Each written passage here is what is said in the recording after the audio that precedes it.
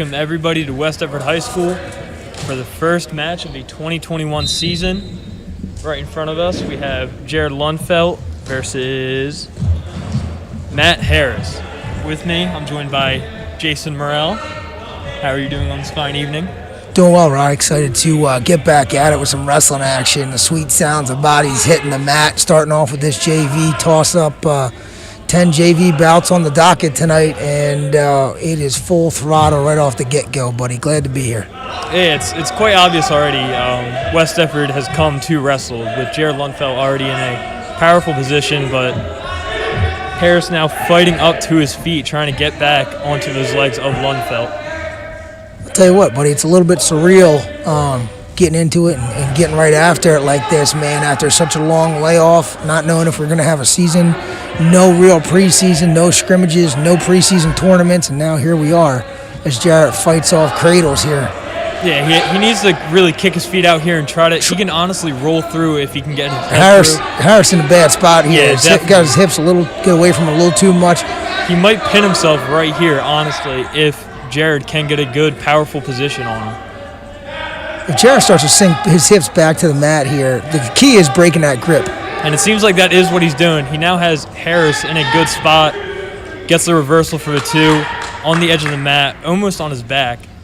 And that's what's critical there, Ryan, is a lot of wrestlers would think, man, maybe I can get a defensive pin here, but what Jared did a great job of is making sure he broke the cradle grip, because if Harris rolls out of that with the cradle grip still intact, then Jared's still in a disadvantageous position. So breaking that grip was critical. Yeah, I mean, the first thing they got to be thinking of instead of a pin is getting out of the pin before they can go for the pin themselves. It was a very good position for Jared to put himself into, though. Right off the whistle, Jared has a nice breakdown, a chop to the arm, trying to get that half in and run it deep. He's got to really flatten him out right here and then try to run that half. Jared's a longer wrestler, really long arms, so it's certainly a half Nelson type of guy, because he can sink it so deep and run it from all over the place as he goes for an over-the-top cradle, looks like. Yeah, a cradle would be a very good move for him, too, because he is so long. He can get his arms under and still have some distance to himself. But the period comes to the end. It is 5 for Harris and 4 for Lundfeldt as of right now. I'll tell you what's going to be really interesting, Ryan. We're going to talk a lot about it in the varsity match tonight, but just the conditioning of these guys. You know, number one, you've only had a week, 2 weeks to get in wrestling shape. And number two, your nerves are just jacked up through the roof right now, and you're trying to stay under control and keep your emotions in check. And, you know, you kind of drain the tank pretty quick when your emotions are as cranked up as they are for these two guys right now, and you can start to see that already. Yeah, I mean, wrestling is one of those sports. No matter how much you condition, you are going to be tired, but you just got to keep pushing through it. And I think getting back into wrestling, that's going to really push him. As Lundfeldt gets him into a weird position with that half, he runs it. He needs to settle back his hips to get a pin here, getting back points. I'll tell you what's amazing. He threw that without any real leverage, and that just shows you how long he is to be able to throw a half from that far back. Yeah, it is very easy for him to do something like that, but he does need to settle his back. Now he gets the pin here.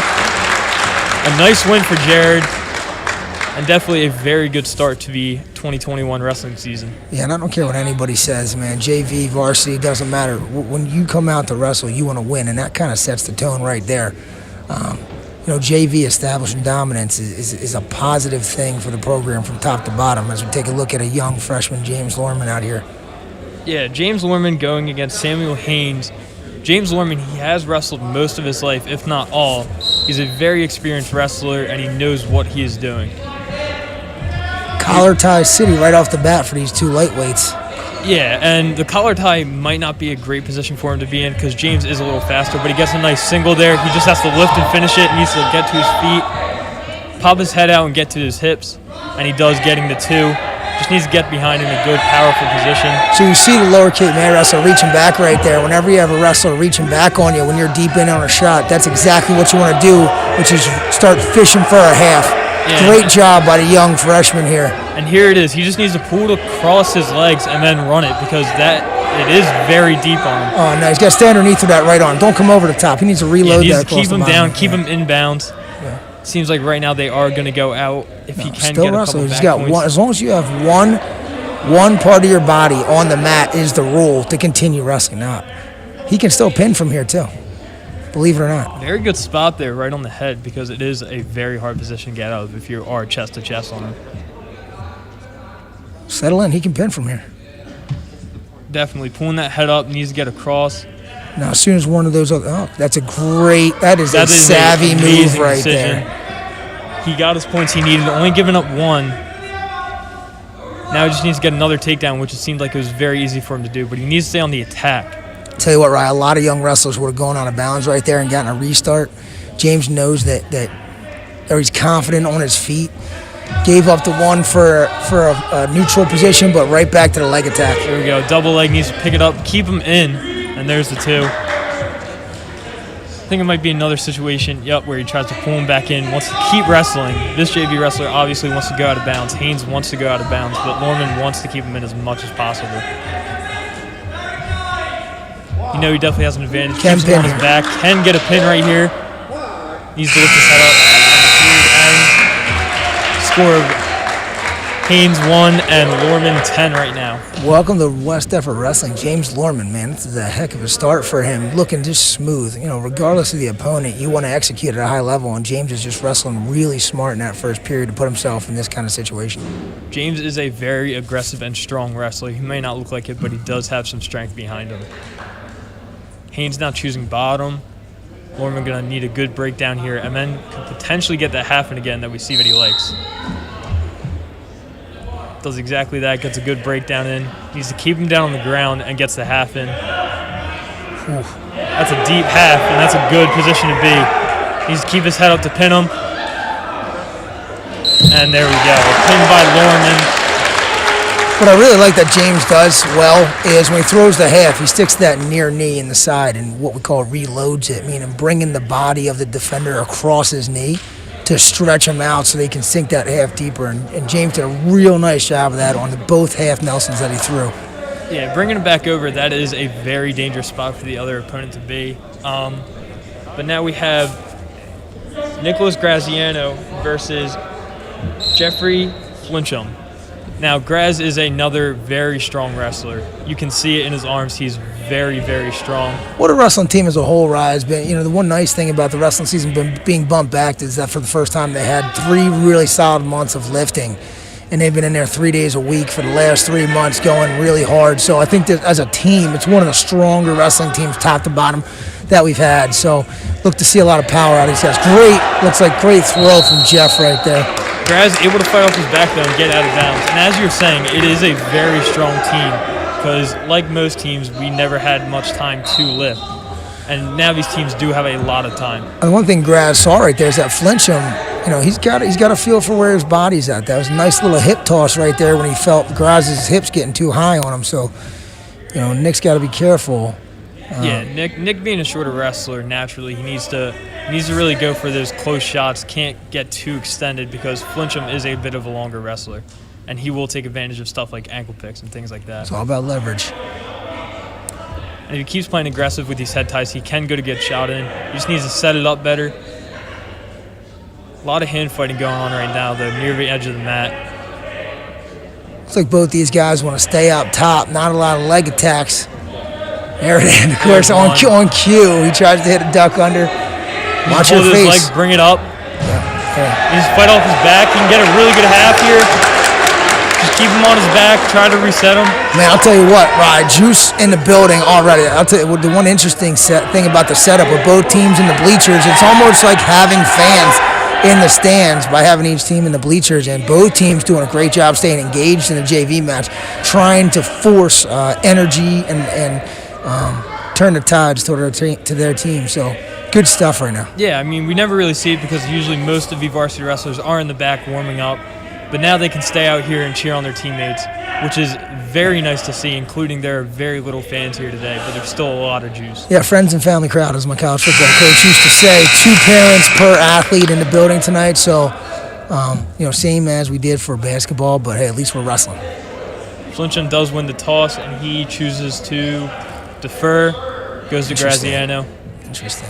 Chooses bottom, a good decision as he will be very easy for him to get off if he uses his strength correctly here. So you got to ask yourself, why did Lower Cape May defer down 5-0? There's one or two things. Either 1, he's not very good on bottom, or 2, he's very good on top. So we're going to find out real quick. And it seems like your it hips. may be the second case because Graziano does get him on his back right away. With a locked hands call, so you're going to get a reversal and one. Now back points. If he keeps him on his back, get his shoulder down, reset his body, keeps chest to chest, it will be a very good thing. And there we go. Graziano with another pin. That is 3 pins already for West Defford.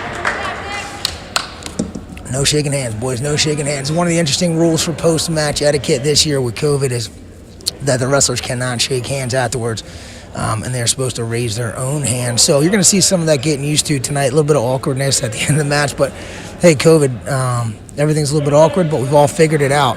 At least we're on the mat getting after it. Definitely got to improvise right now. And here we see Chris Andahar wrestling Horton. Now, Chris has also wrestled for most of his life, as have a lot of these JV wrestlers. Chris is another very lengthy wrestler, but he does have a lot of strength to him. It's going to be interesting to see how he wrestles with that length to him. Got a We already chance get to a nice single here. Got a chance to watch Chris in wrestle-offs. I like this young guy a lot. I think he's got a lot of talent. Very good on the mat. Definitely, and he has that strength, as you can see. He already gets that single leg, and he's to his back. Here we see Chris with a very good spot, coming back over to reset. Chris and Deron Tinsley wrestled off, Deron being a senior, very powerful, and they went toe-to-toe, and it was a full 3-period match. So, I'm sure Chris wrestling with a little bit of a chip on his shoulder, wanting to prove himself out here, and he's certainly starting off doing that, as Horton's got to fight to get his wrist back. Here Chris gets another armbar in a very good spot, still getting back points, rolls back over. Got to watch his hips. Got to watch his hips. Getting a little bit loose and a little bit high on the armbar. When you're going to try to run it like that, you got to have that thing super deep so you can keep your hips tight. He's going right back to it. Clearly one of his favorite moves. You also got to make sure you stay above the elbow when you sink that bar in there, or the referee will stop it for potentially dangerous. Yeah, it is a very dangerous move to perform because it can lead in lots of broken bones, unfortunately. That's a little bit of cowboy action right there. That's big man wrestling from a small guy, right? That is a big man move. That is a move that a lot of the upper weights do. And there we see a pin by him. Small guy after a big man's heart right here. Definitely. That's where we see the strength, being able to just hold him down right there. Another very good match by Chris. I'll tell you what, this Lower Cape May team, I know that the JV has not started off like they wanted to, but they are a team on the rise in South Jersey. Coach Billy Damiano, who we'll talk more about in the varsity match, has done a phenomenal job bringing this team to prominence in South Jersey, losing in the semifinals of Group 2 last year to Haddonfield. But they got some tough wrestlers in that room, and I'm sure these young bucks are getting better every single day. Definitely. I mean, a lot of people who were qualifying for districts, regions, one state qualifier, they are not a team to underestimate. Here we have Andrew Ty trying to stay on top, unfortunately getting his legs taken out from under him. Hunter Ray, the wrestler from LCM, doing a nice job scrambling on the edge of the mat right there. Seems like he is a very strong wrestler, knows what he is doing, and that can happen with a lot of JV wrestlers. Usually people think that JV kind of don't know what they're doing, are new to the sport, but a lot of them just don't have the opportunities that some other people do. Now, Ray obviously does. He knows what he's doing. He's very strong. Now we got to see Andrew Ty try to get out of his hold. Has to stay up, put those hands on his hips to break it out. Hunter's got to be, that's good. Let it fly. All right, that's interesting. A lot of referees will call that for, do not reach back. A lot of referees will call that for potentially dangerous on a slam. Hunter's got to be careful he doesn't lock hands on top. But I'll tell you what, my man Hunter Ray is absolutely getting after it on top right there. Andrew's got to hit the first move off the whistle. He's got to win that first move as soon as the official's whistle blows. He's got to be on the move, or else Hunter's going to have a field day on top. Definitely. He's got to be very quick to his feet. And Hunter, if he does know what he's doing, he could go for a lot of very good moves that use his length. I like the physicality. I also like Andrew's toughness for coming back. That was a hard way to come back to the mat, and he's right back at it. And there's the locked hand calls. Now Andrew has what we call a free move. He can perform any move and not get points scored against him. A very good time to do a weird move that you would usually not do to get out. Strategically, Hunter was close earlier in the period. Strategically, if I'm Andrew, maybe I'm not in such a rush to get out. I think that there's a shot you're going to get another locked hands call, which would probably force Hunter to give him a neutral start and keep this thing tight. So I know we want to escape, but Yeah, definitely. There's a lot of Yeah. time to kill in this period, and here we see Watch your Andrew hips. trying to stand up again. Another slam, close to locked hands. He gets hit again, it's another point, and I'd have a feeling that Lower Cape May is going to want to cut him after that, as the fear of losing 2 points on a third locked hand. You know, Hunter's riding well, but unlike college, you don't get points for riding time in high school. So you got Definitely. do No, not. he can't reach back right here. That is a very bad position to be in. The reason that's bad is because you open yourself up to a half. And if you think back to earlier, I think it was Jarrett Lumfeld throwing halves from all over the place. Definitely. Somebody's going to jump sides and throw a half and going to turn you real quick. Yeah, half is a very dangerous move to be put in because it's very hard to fight off your back from it. And here we see him using his length right here, trying to get a cradle in. Doesn't seem like it's going to happen, though. Andrew's still trying to fight to get that hand out of here. And that'll bring us to the end of his first period. Man, it's hard to believe it's only 2-1. A lot of riding going on out there by Hunter. All right, so West Effort choice, defer. We want choice in the third. Let's see what Hunter has on the bottom here and Andrew has on top. Two young wrestlers. Now, Andrew needs to use this opportunity. Can't lock hands here, as he almost does. But he needs to use this opportunity to get in a nice half, because Andrew is a very strong person as well. I'll tell you what, that's... And there it is right there. Wow. He needs to reset his hips, and there's the pin right there. A really nice comeback by Andrew. Riley, I'm going to tell you what I really like about these JV West Effort wrestlers right now is that fundamentally, that's what they're getting after. They're getting after arm bars, wrist control, and half Nelsons. And the longer guys are just throwing half Nelsons from all over the place, torquing the elbow and running. And the shorter guys are working arm bars and wrist control. So a lot of fundamentally good and sound things going on here from West Effort. As we see James Juicebox D'Orsini enter the mat with a small smirk to the table. James, another very strong wrestler. He is a football player, so he definitely has that weight in the weight room going up and up. Recently power testing, having great numbers. James is a very aggressive player as well. Landon LeBar for Lower Cape May. You see the hips and speed of James. You just got to make sure that he's got to settle in and not make any fundamental mistakes here as he tries to be really aggressive. But trying to get a power half in right now, which would be a very good move for him because he can use that watch strength. a roll. Check your hips.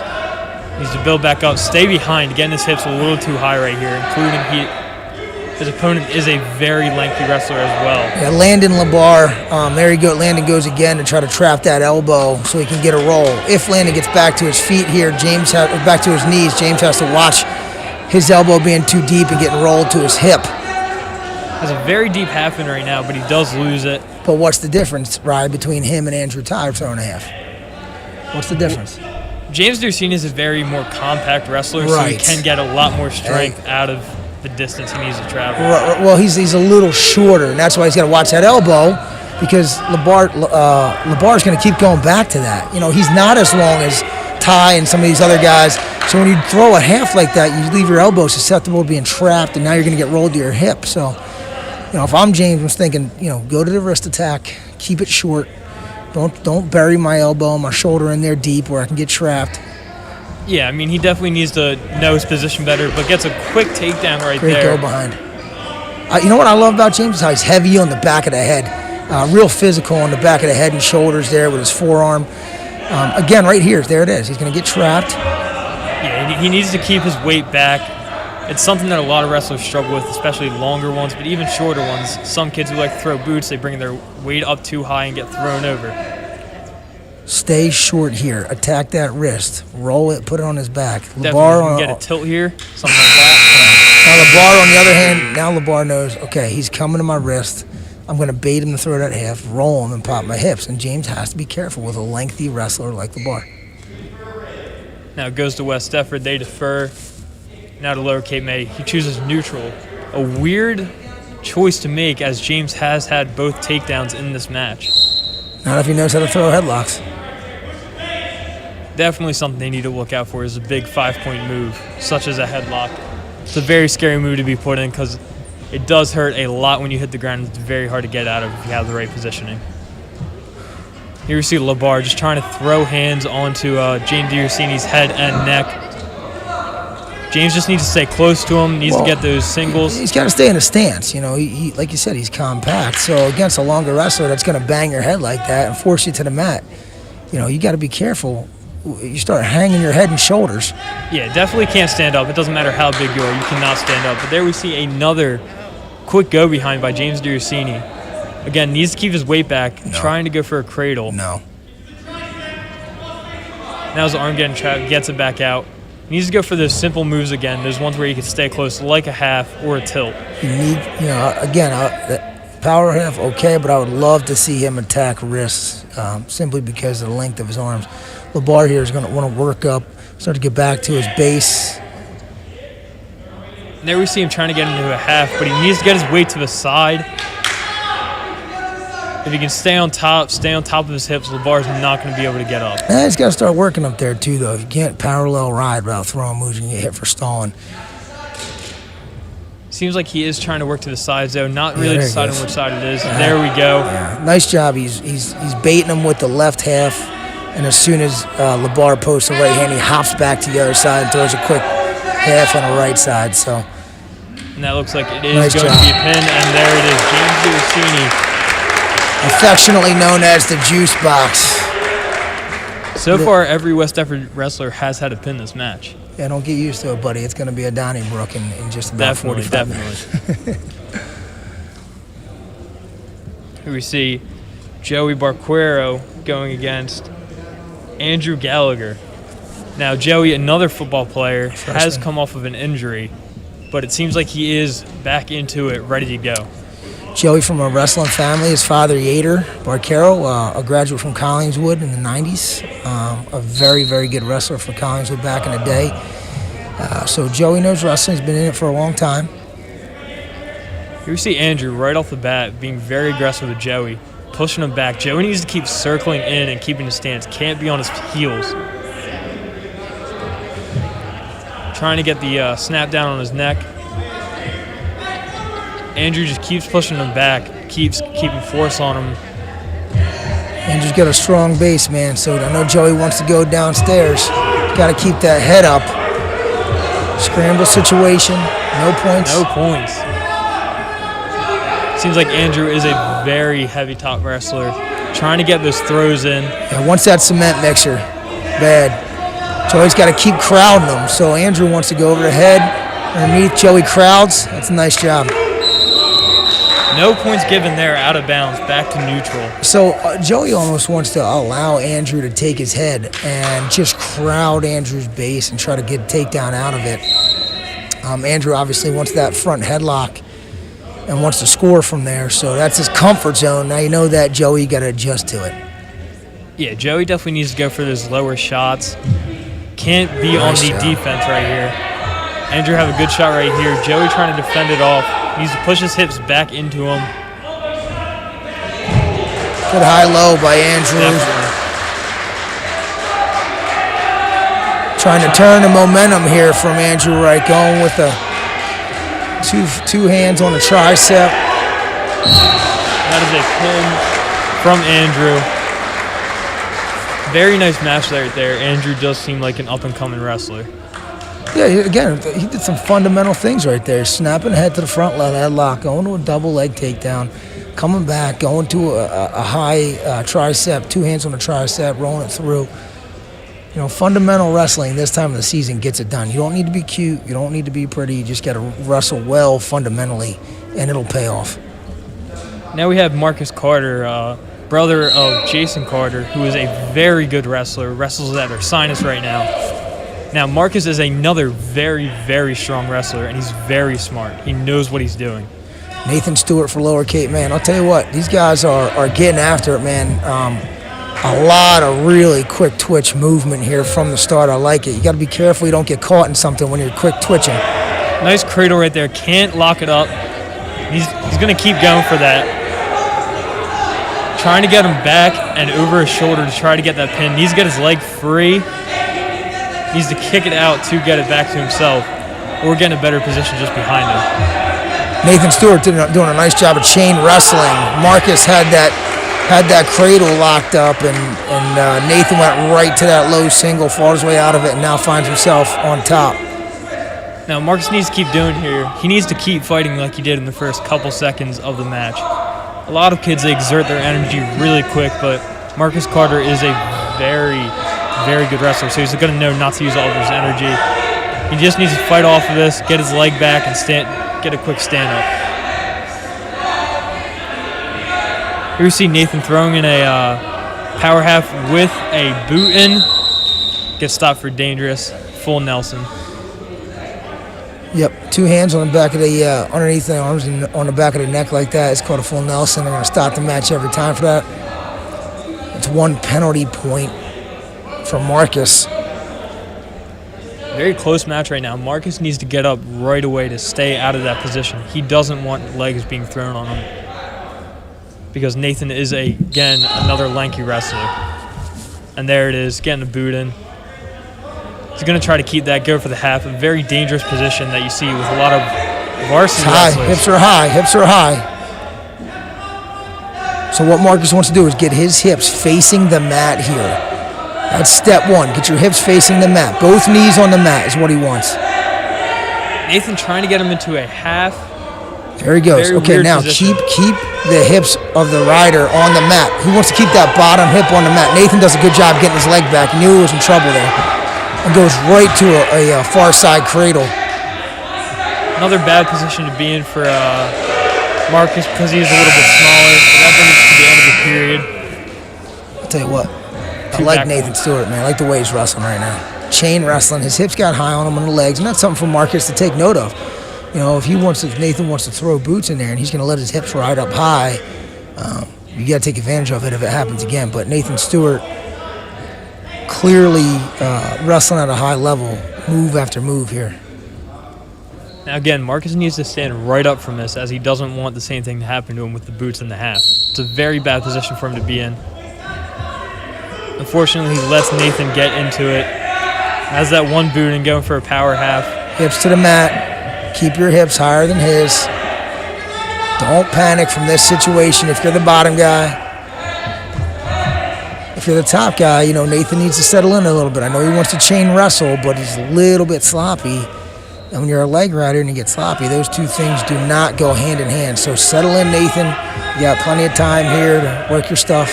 Yeah, legs are a very dangerous position, so you can take your time with them as long as you keep your hips back and your weight back. It's another full Nelson. That's what I'm saying. He's got to settle in. He's trying to do too much right now. Take it 1 step at a time.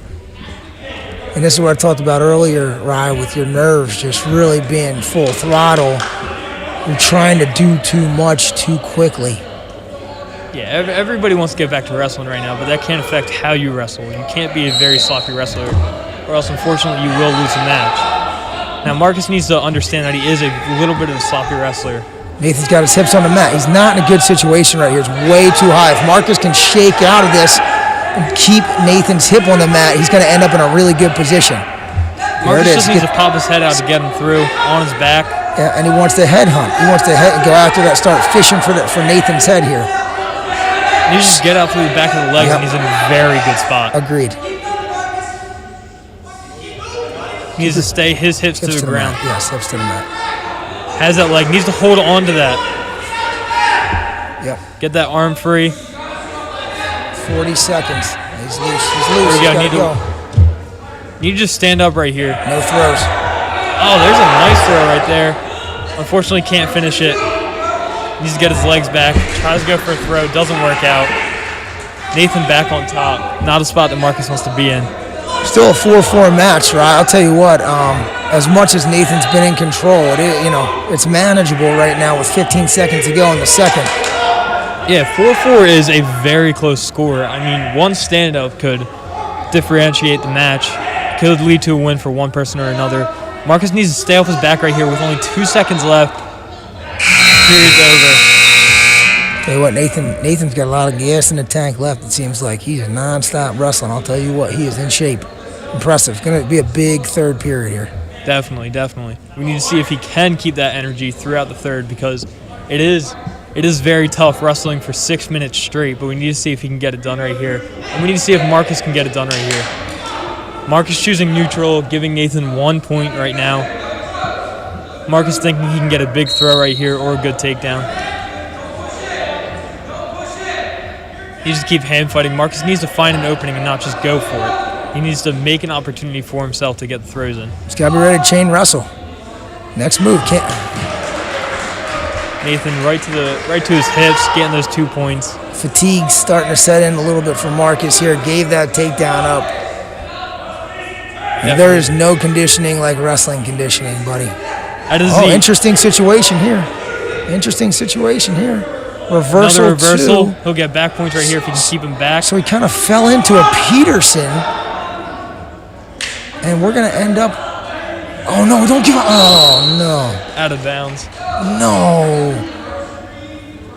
Oh, that's a huge 2 on the reversal. He somehow ended up in a Peterson in control for 2. Got to the edge of the mat. That's where you need to scoot out and get a restart and not give up those 2 points right there, which could come back did come back to haunt him. Yeah, so you're talking. Sorry for cutting you off, but 7-6 is much different than 9-6. It's been very huge for him to keep those 2 points. Unfortunately, he does lose them, but he just needs to keep wrestling. He needs to be looking for that move again. Even though it was a weird position, he was put in it, so it might happen again. Yeah, he's got to keep these hips up. If I'm Nathan, I'm being very careful with my hips right here. I do not want to give this match away because of loose hips. I know he wants to throw the boots in, but it's dangerous when you're up only 3. High with his hips again. If Marcus can get up again, even though he is stretching him out with legs, which is a very hard spot to get up from. Well, the tough thing is Marcus is really strong, so cranking it. Oh, that's a nice job, though, by Nathan. That's a good Very deep single. Very deep. You got to settle his hips back. Take your time coming out. Yep. Nice job by Nathan. He needs to fight off his back. Marcus needs to fight off his back right here. Keep bridging out. Keep turning. Just needs to keep fighting.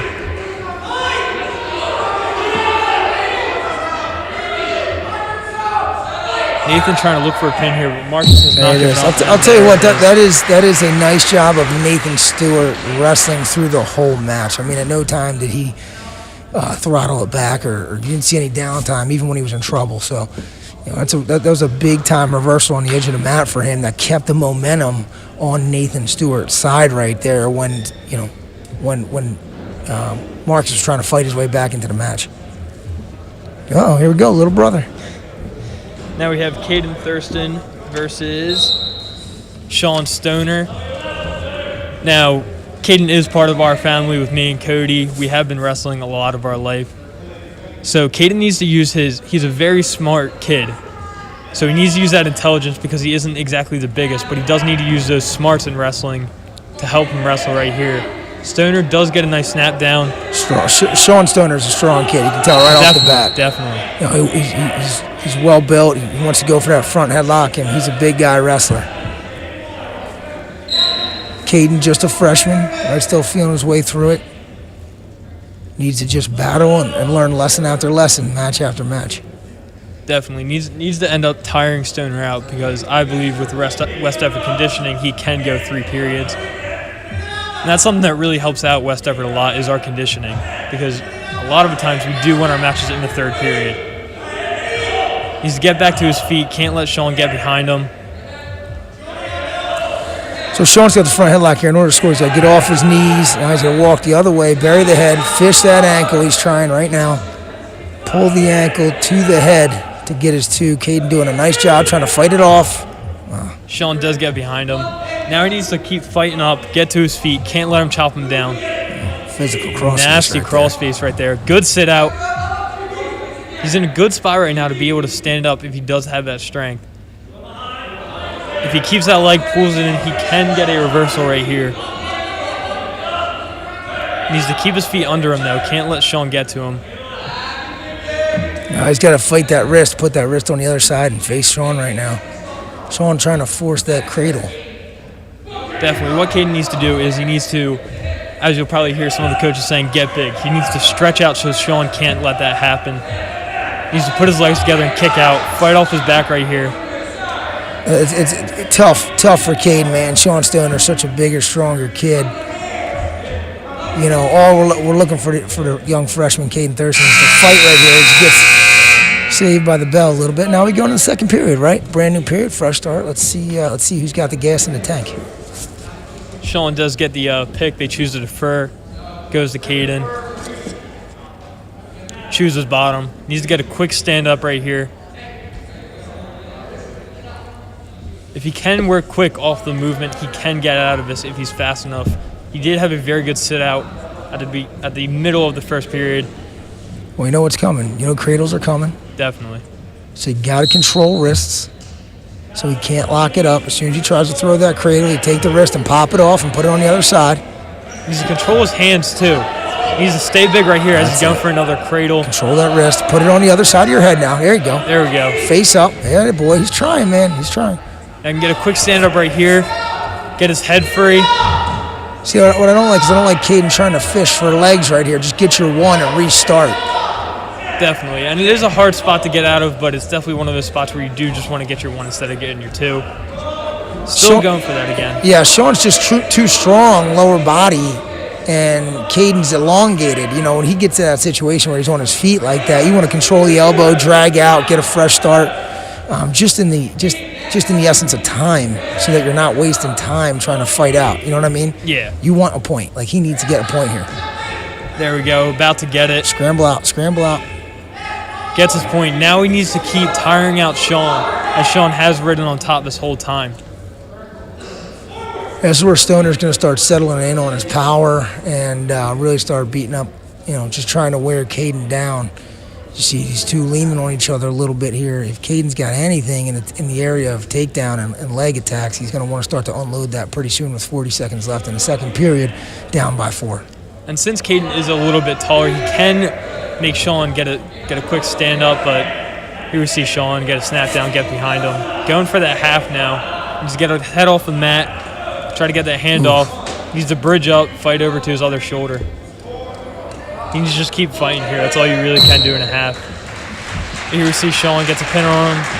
Very nice match. Very good to see that from the freshman Caden. Interesting tail of the tape here as lower Cape May. You see starting to storm back with their upper weights. They are very, very, very good in their upper weights. Not saying that the other part of the lineup, because in the middle of the lineup there's a murderer's row as well.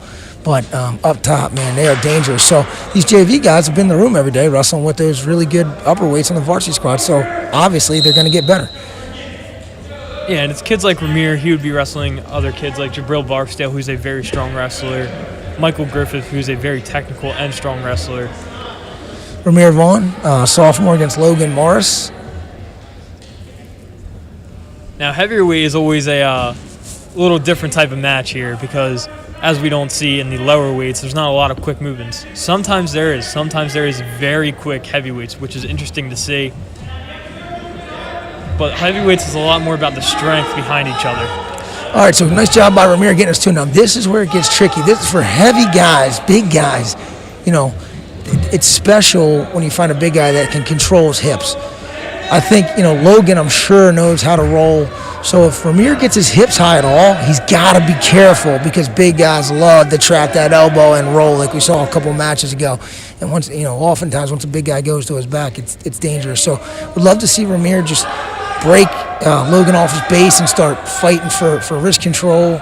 And Logan obviously needs to be aware of where Ramir's hips are and take advantage of it if they get high. Definitely. And I do believe this is only Ramir's second year wrestling, if I'm correct. Correct. And it's interesting to see his improvement from last year. Definitely a lot better of a wrestler right here. Does have locked hands, though. Logan's going to have that free move. Ramir just needs to kind of keep him down to let time run out. There it is.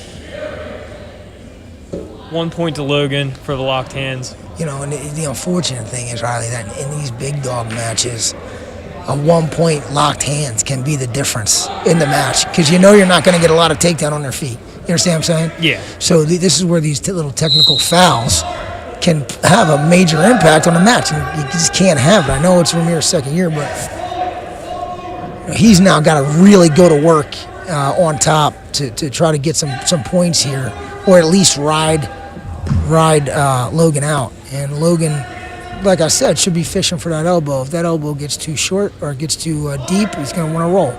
Because it's obviously you're not going to stand up with 285 pounds on your upper back like that. Yeah, it's very hard to. Wrestling 220 myself last year, it's very hard to have that much weight on top of you with the hips right on top of you. But Ramir doing a good job keeping him down, but needs to keep fighting while he's on top. Can't just sit there. West Effort gets the call. He chooses to defer. Goes to Logan. Tell you what, Ryan, that takedown from Ramir early in the match, oof, talk about being big. That's huge right now. Got to stay away from a second locked hands call, because if we get a second locked hands call, we're going to have to go neutral. So that's one point for locked hands, 1 point for giving a neutral, and all of a sudden you're down 3-2. That's it. Now he wants to fish wrists right here. He needs to be heavy on those wrists. Good job by Logan rolling that wrist free. Yeah, and Ramir needs to use his weight to his advantage. He needs to stay on Logan's hips to stop him from rolling. Right. Getting his hips a little high right now, and look, you can see that Logan is trying to roll out of that. The tricky part, and you just alluded to it, is rolling the wrist and trying to put pressure on the wrist coming out to the side without allowing the opponent's body to come off the mat. Because you see Logan doing a great job. As soon as Ramir clears his hips to try to roll the wrist, what does Logan do? He pops his hips up off the mat. So some good strategic bottom wrestling here for Logan. He needs that 1 point. Here comes the roll. Ramir needs to stay on hop here, which he's doing a very good job of. Stopping that roll. Get it half right now. If he pops out to the side, he can't get it in deep. Pops out, though, right back on top. Good sign that Ramir was able to keep his hips back on the roll there, because that is a common and usually high percentage move by heavyweights. And like I said, it's interesting to see Ramir's improval, because I believe last year he would not be able to execute that as well as he did. And now we see him executing it perfectly, staying on top. But he can't keep riding on the hips, because that will end up in a stall, which we do see a lot in heavyweights. But he needs to keep working on, needs to keep working Logan. But Logan also needs to keep working himself. He can't just be sitting there all curled up. Yeah, tricky position for an official to be in here with heavyweights riding. I mean, you know that they generally don't have a ton of stuff on top. You don't want to be real firm on them for stalling. You know, Matt Lemma is our official today, doing a nice job allowing these guys to wrestle. You know, some guys would hit Ramir for a stall right now, but Ramir's doing a nice job trying to fight wrists. And there's a stall call. Immediately, that'll send him back to the middle. Ramir needs to keep just working. He can't sit on top of him. He just needs to keep pushing and pushing Logan. Biggest 15 seconds of the match right here, Riley. Definitely. If he can keep him down, it would be amazing for him. Yes, but also cannot let his hips get high and give up a quick reversal either. Smart ride. Smart ride. His hips are high. Get your hips back. Yeah, definitely needs to keep his hips back right here, because in the third period, if he just does choose bottom, he can get up, get that extra point. Logan's got to go. Logan's got to go. Short time. He's got to get a point. Doing a good job keeping Logan down. Needs to push him back down. And there it is, the end of the period. West Effort choosing bottom right here. All right, it's going to be interesting. This is where we find out.